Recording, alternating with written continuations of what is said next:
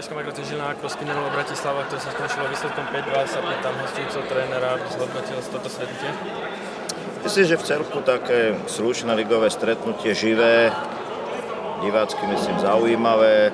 Problém snad bol v tom, že my sme góly nedávali, Žilina hrala trpezlivo zozadu, z protiútokov tie góly dala, my sme celý zápas doťahovali v závere, už to bol z našej strany vabank, pokúsili sme sa s tým niečo urobiť, nepodarilo sa, naopak dostali sme ďalšie góly. Myslím si, že z tej taktickej stránky zaslúžené víťazstvo domácich. Takže dá sa povedať, že Makro tým vás prekvapil svojou hrou, to, že je na poslednej priečke? Nie, ja bych to vôbec tak nehodnotil, že prekvapil. Makro tým síce je na poslednej priečke, ale tiež má mladý, snaživý tým. Hrali zozadu, my sme dnes tie góly nedali. Keď sme zo začiatku v prvej 5 minútoch, keď sme mali 3 či 4 čisté šance, boli sme sami pred brankárom. Ak by sme dali my tie góly, bol by ten zápas úplne iný.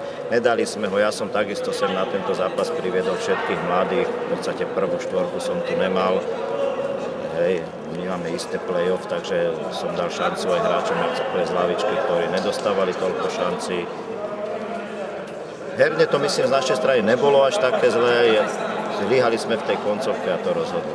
A domáci hrali trpezlivo, ale oni hrajú celú sezónu, tak hrajú, keď ako sa im podarí tá obrana, nedostanú tie zbytočné góly, oni vedia z protiútokov dať gól, takže to vôbec nie je slabé mužstvo, že sú poslední, sú mladí, zaplatili tú nováčikovskú daň.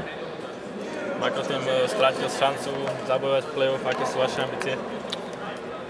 ambície? Moje ambície sú také, že dať šancu mladým.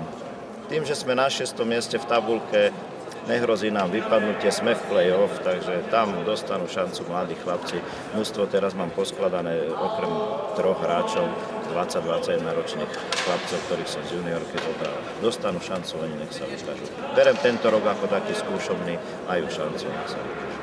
Takže ja vám prajem veľa úspechov v play-off. Ďakujem.